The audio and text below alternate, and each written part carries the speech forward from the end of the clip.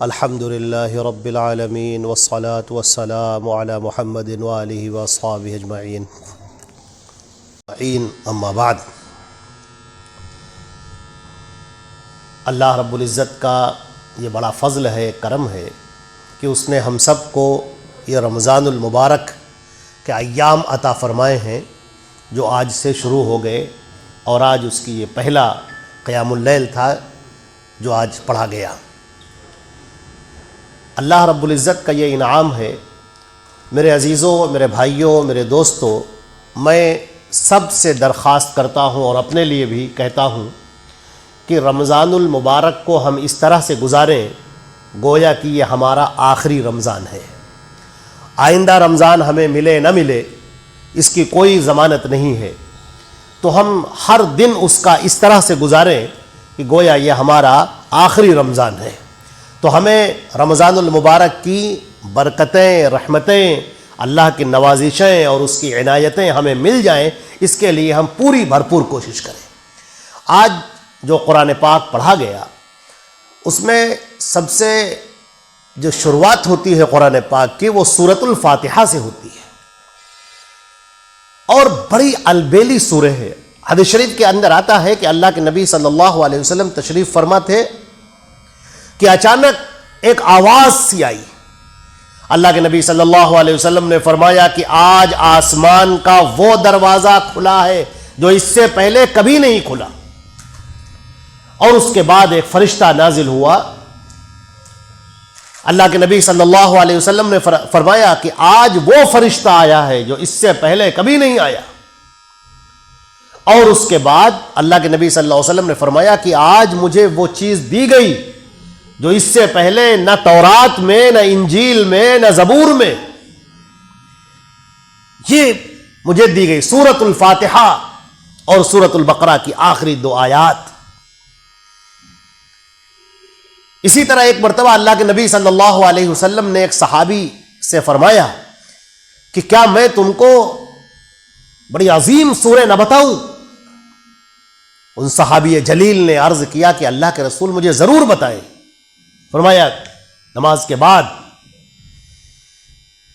نماز ختم ہو گئی، آپ چلنے لگے، جب مسجد کے قریب دروازے کے قریب پہنچے تو وہ صحابی لپکتے ہوئے آئے اور کہنے لگے اللہ کے رسول آپ نے وعدہ کیا تھا کہ مجھے قرآن پاک کی سب سے عظیم سورہ کے بارے میں بتائیں گے۔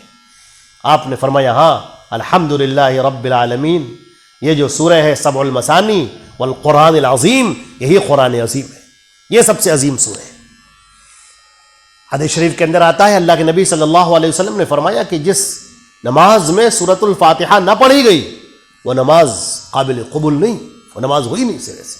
سورۃ الفاتحہ معانی کا ایک سمندر ہے، یہاں تک کہ لوگوں نے یہ بیان کیا کہ پورے قرآن پاک کا خلاصہ اس کے اندر ہے۔ بندہ اللہ سے ہدایت طلب کرتا ہے، اللہ کی بارگاہ میں کھڑا ہوتا ہے، اللہ اس کے سوال کا جواب دیتا ہے، بندہ کہتا ہے کہ اللہ مجھے صراط مستقیم عطا فرما۔ اس کے جواب میں اللہ رب العزت یہ پورا قرآن پاک اس کے سامنے رکھ دیتا ہے۔ شروعات ہوتی ہے سورۃ البقرہ کی، الف لام میم ذالک الکتاب لا ریب فیہ۔ الف لام میم، یہ کتاب ہے جس میں کوئی شک نہیں۔ کیا مطلب ہے اس کا؟ اس کتاب میں کوئی شک نہیں۔ عزیزان محترم، ہم لوگ کبھی گفتگو کرتے ہیں تو اپنی ہم گفتگو میں کہتے ہیں کہ یہ میری بات سچ ہے، اس میں کوئی جھوٹ نہیں۔ یہ مطلب کیا ہوتا ہے؟ ایک چیلنج ہوتا ہے۔ یہ مطلب ہے کہ میں نے جو بات کہی ہے، جو بات سنائی ہے وہ بالکل پرفیکٹ ہے، بالکل صحیح ہے۔ تمہیں یقین نہ ہو تو تجربہ اس کو چیک کر کے دیکھ لو، اس پر ریسرچ کر کے دیکھ لو، تحقیق کر کے دیکھ لو، ہماری بات کو تم بالکل ایگزیکٹ صحیح پاؤ گے۔ اسی طریقے سے فرمایا گیا یہ کتاب وہ ہے جس میں کوئی شک کی گنجائش نہیں۔ مطلب کیا ہے؟ چیلنج ہے یہ۔ اگر تم شک اور شبہات سے گزر رہے ہو تو آؤ تحقیق کرو، ریسرچ کرو، اس کی حقیقتوں کو پانے کی کوشش کرو، تم اس یقین پر پہنچو گے کہ اللہ کی طرف سے یہ جو کتاب اتاری گئی ہے اس میں شک کی کوئی گنجائش ہے ہی نہیں۔ چنانچہ اللہ رب العزت نے فرمایا کہ ھدی للمتقین، یہ کتاب ہدایت ہے، لیکن ہدایت کس کے لیے ہے؟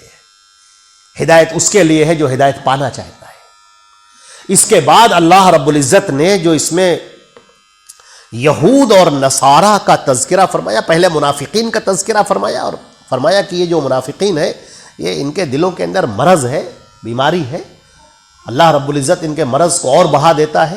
جو اس قرآن پاک کو سچائی ڈھونڈنے کے لیے آتے ہیں ان کو سچائی مل جاتی ہے. پھر یہود و نصارہ کا جب اللہ نے تذکرہ فرمایا تو یہ تذکرہ آگے تک تقریباً 3.5 پارے تک ایسا ہی کھنچتا ہوا چلا گیا پورا تذکرہ. اور یہود و نصارہ کی وہ حرکتیں گنائی گئیں جو انہوں نے اپنے نبی کے ساتھ میں کی، جو انہوں نے اپنی کتاب کے ساتھ میں کی. اور اگر آپ غور کریں تو آپ کو نظر آئے گا کہ یہ کتاب جو اللہ نے ہدایت کے لیے اتاری ہمارے زخموں کا مرہم ہے. اس کتاب کا معاملہ یہ ہے کہ ہم اس کتاب سے سب سے زیادہ غافل ہو گئے. آج ہمیں اس کتاب کا معنی نہیں پتا، اس کتاب کا مفہوم نہیں پتا. یہ کتاب اتاری کس کے لیے گئی ہے؟ لوگوں کے ہدایت کے لیے. اور ہم ہدایت کی تلاش میں ہیں، ادھر ادھر اپنا سر مارتے پھرتے ہیں اور اس کتاب کو پڑھنے کی ہمیں توفیق نہیں ہوتی. اگر کچھ لوگ قرآن پاک کو پڑھ بھی لیتے ہیں تو انہیں سمجھنے کی توفیق نہیں ہوتی.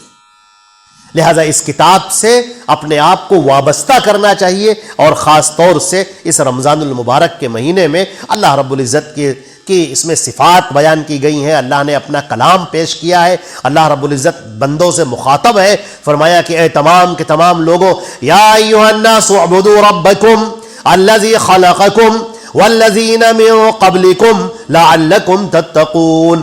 اے تمام کے تمام لوگوں، اپنے رب کی عبادت کرو جس نے تم کو پیدا کیا اور جو تم سے پہلے کے لوگ تھے ان کو بھی پیدا کیا، اور تم تقوی والے بن جاؤ. جس نے یہ زمین کو تمہارے لیے ایک بچھونا سا بنا دیا ہے اور آسمان کو تمہارے لیے سائبان سا بنا دیا ہے. تو اللہ کے اور آسمان سے پانی نازل کیا ہے اور طرح طرح کے پھل نکال دیے، رزق نکال دیے. تو سنو، فلا تجعلوا للہ اندادا، تو اللہ رب العزت کی الوہیت میں کسی کو شریک مت کرو. تمہاری عبادتیں، تمہاری نماز، روزہ، تمہاری قربانی، تو ہر چیز اللہ کے لیے ہونی چاہیے. تمہارا دعا مانگنا صرف ایک اللہ کے لیے ہونا چاہیے. یہ تمہاری پیشانی اللہ کے آگے جھکنی چاہیے. یہ تمہارے ہاتھ اللہ کے سامنے اٹھنے چاہیے. اگر تمہارے دل میں کوئی خوف ہے، کوئی ڈر ہے، تو صرف اللہ کا ہونا چاہیے. کوئی امید ہے اور کوئی یقین ہے تو اللہ کی ذات پر ہونا چاہیے. اسی سے مانگو اور اسی سے وابستہ ہو جاؤ.